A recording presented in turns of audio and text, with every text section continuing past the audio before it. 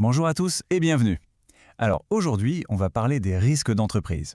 Et franchement, oubliez l'idée d'une liste bien rangée qui ne bouge pas. Non, on est plutôt sur un véritable champ de bataille qui change tout le temps. Les menaces d'hier, elles sont déjà presque obsolètes par rapport à celles de demain.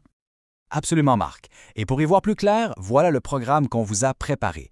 Mais attention, on ne sort pas ça de notre chapeau, hein? Tout ce qu'on va vous dire aujourd'hui, ça vient d'une source ultra fiable, le rapport Risk and Focus 2025.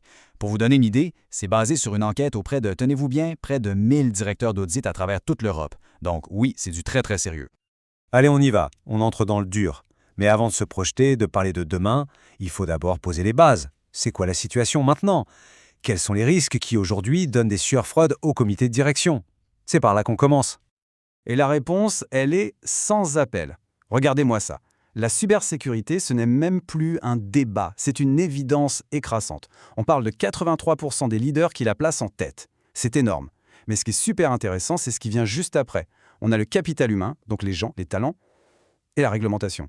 C'est fascinant, non? On a la machine, l'humain et les règles du jeu. C'est vraiment ça, le trio qui définit le combat actuel. Ok, zoom sur le numéro 1, la cybersécurité. Ça fait des années qu'on en parle, des années que les entreprises dépensent des fortunes là-dedans, et pourtant, elle est toujours là, solidement installée sur la première marche du podium. Alors la question est simple, Valérie. Pourquoi? Pourquoi est-ce que ce risque ne bouge pas? En fait, c'est assez simple à comprendre, et en même temps, c'est terrifiant. La raison, c'est que les attaquants, eux aussi, ont fait leur mise à jour. Ils ont des armes beaucoup plus puissantes. On parle d'attaques qui sont démultipliées grâce à l'intelligence artificielle. Pensez aux deepfakes, ces fausses vidéos ultra réalistes qui peuvent piéger n'importe qui. Le volume, la sophistication, tout a explosé. Et du coup, la frontière entre une menace qui vient de l'extérieur et une qui vient de l'intérieur devient de plus en plus floue. C'est exactement ça. Et cette citation, elle met le doigt dessus. Les audits sont cruciaux, mais le dialogue avec la direction est fondamental si l'on veut devenir résilient. Qu'est-ce que ça veut dire au fond? Ça veut dire que vous pouvez avoir tous les pare-feux du monde, la meilleure technologie possible, ça ne suffira jamais. La vraie défense, la vraie résilience, elle est humaine. C'est une question de culture, de communication. Il faut que les équipes techniques et les dirigeants se parlent et surtout se comprennent. Allez, on change de sujet, mais on reste dans la tech, et là, on va parler du risque qui est en train de tout bousculer. La véritable comète dans ce classement, la disruption numérique et bien sûr l'intelligence artificielle. C'est lui, le vrai game changer de l'histoire. Ah oui, carrément. Et cette timeline, elle est juste dingue. Regardez l'accélération. On passe de la 6e place en 2024 à une projection à la 2e place en 2028. En 4 ans! C'est une montée en puissance phénoménale, du jamais vu. Ça veut dire quoi pour les entreprises? Que la stratégie que vous aviez il y a 2 ans est probablement déjà dépassée. L'inertie, c'est fini. C'est la mort assurée. Et ça nous amène au cœur du problème, parfaitement résumé par cette phrase qui est assez directe. Si les organisations n'intègrent pas l'IA dans leur stratégie, elles ne réussiront pas à l'avenir. C'est vraiment les deux faces de la même pièce. D'un côté, l'IA est une opportunité incroyable de productivité, d'innovation, mais de l'autre, si vous ne la maîtrisez pas, c'est un risque énorme pour vos données, votre réputation, tout. Donc en gros, l'ignorer n'est plus une option. C'est comme décider de ne pas utiliser Internet en l'an 2000. C'est suicidaire. Ok, maintenant, accrochez-vous bien. Parce que ce rapport, il ne fait pas que nous dire où on en est aujourd'hui. Il sort la boule de cristal et nous projette quelques années en avant, en 2028. Et vous allez voir, le paysage des risques va encore être totalement chamboulé.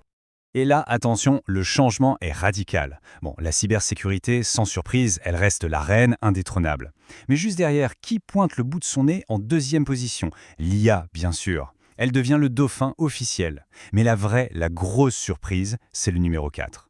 Le changement climatique fait une entrée fracassante dans le top 5. Ce n'est plus un sujet de RSE qu'on met dans un coin du rapport annuel. Non, ça devient un risque business central. En clair, la technologie et la planète sont en train de rebattre toutes les cartes. Quand on met les deux côte à côte comme ça, c'est saisissant. C'est même un peu violent, non? En seulement 3 ans, la réglementation qui était sur le podium se fait éjecter du top 3. Et par qui? Par l'IA et le numérique. On le voit sous nos yeux, la tech et le climat ne sont plus des sujets pour demain. Ils sont devenus l'agenda des dirigeants pour aujourd'hui. Et tout ça, ça nous amène à la question qui tue. Vraiment la plus importante de toutes. C'est bien joli de faire des listes de risques, de savoir ce qui nous attend, mais est-ce que les actions suivent? Est-ce que les entreprises mettent leur argent et leur énergie là où sont les vrais dangers de demain? Autrement dit, sommes-nous vraiment prêts? Et la réponse, quand on regarde ce graphique, elle fait mal. C'est un grand non. Regardez l'écart, c'est juste hallucinant.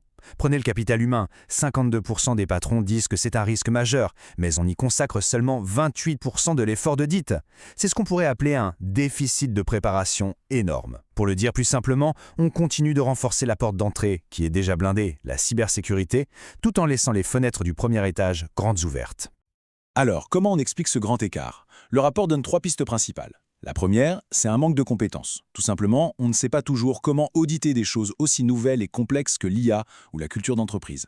Deuxièmement, c'est la nouveauté du risque lui-même. C'est difficile de mettre dans des cases des menaces qui n'existaient pas il y a 5 ans.